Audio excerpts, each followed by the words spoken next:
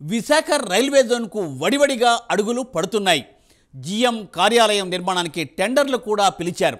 విభజన సందర్భంగా Visakha railway zone ఏర్పాటు చేస్తామని విభజన చట్టంలో పేర్కొన్న సంగతి తెలిసిందే. ఇక తెలుగు ప్రాంతాలలో 2 రైల్వే జోన్లు ఉండనున్నాయి. దీంతో ఎన్నో ఏళ్ల కల నెరవేరనుందా? Let us watch the story.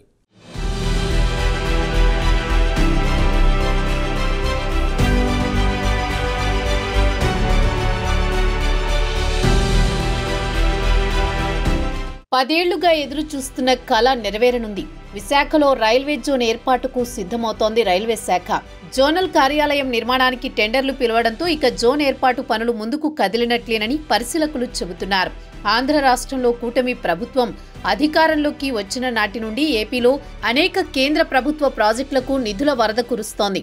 అభివృద్ధి పరుగులు పెట్టిస్తోంది. కేంద్రం ఆంధ్రప్రదేశ్ రాష్ట్రంపై బాగా ఫోకస్ పెడుతోంది. కేంద్రానికి సంబంధించి నిర్ణయాలు శరవేగంగా తీసుకుంటూ కూటమి ప్రభుత్వానికి అండగా నిలుస్తోంది.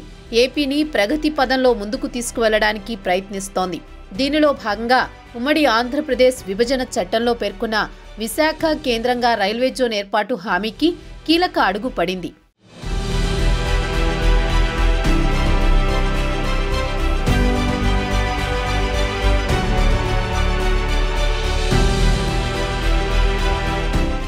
జనసేనాని పవన్ కళ్యాణ్ ఎంతో తెలివిగా ఎన్డీఏ కూటమిలోకి టీడీపీని కూడా తీసుకురావడం, 3 పార్టీలు కలిసి పోటీ చేసి విజయం సాధించడంతో కూటమి ప్రభుత్వం ఏర్పాటు జరిగింది.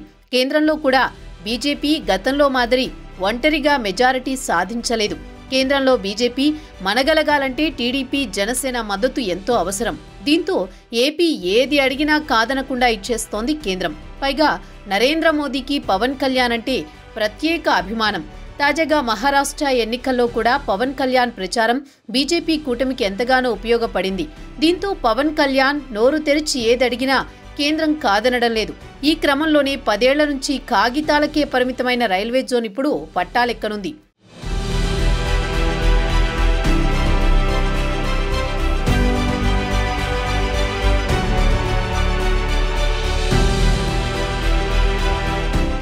ఉమ్మడి ఆంధ్రప్రదేశ్ రాష్ట్ర విభజన జరిగి 10 ఏళ్లు దాటినా కూడా ఇప్పటి వరకు రైల్వే జోన్ ఏర్పాటు కాలేదు.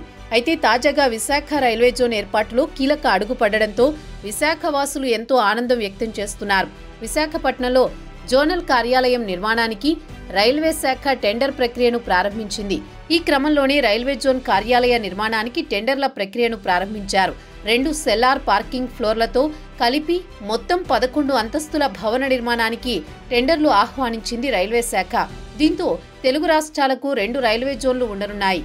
ఇప్పటికే సికింద్రాబాద్ కేంద్రంగా సౌత్ సెంట్రల్ రైల్వే జోన్ కొనసాగుతోంది.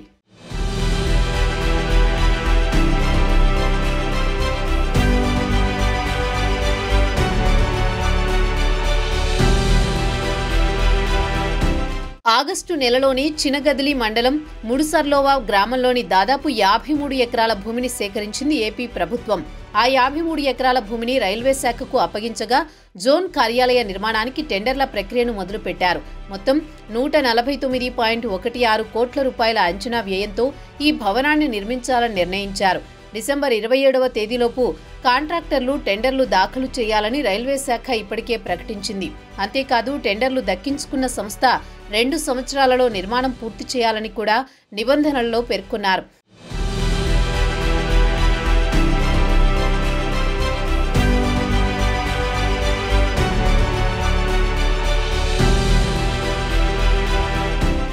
మరోవైపు జోనల్ కార్యాలయం నిర్మాణంతో సంబంధం లేకుండా జోన్ కార్యకలాపాలు ప్రారంభించాలని విశాఖ వాసులు కోరుతున్నారు.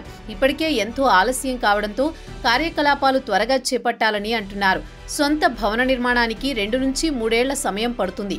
కాబట్టి అప్పటి వరకు విశాఖ రైల్వే జోన్ కార్యకలాపాలు ఆగడం తగదని అంటున్నారు. ఒకవైపు సంతోషం కలిగిస్తున్నప్పటికీ కార్యకలాపాలు త్వరగా ప్రారంభిస్తేనే బాగుంటుందని అభిప్రాయపడుతున్నారు. చూడాలి మరి జోనల్ కార్యాలయం ఎప్పటికి పూర్తవుతుందో, కార్యకలాపాలు ఎప్పటి నుంచి మొదలవుతాయో.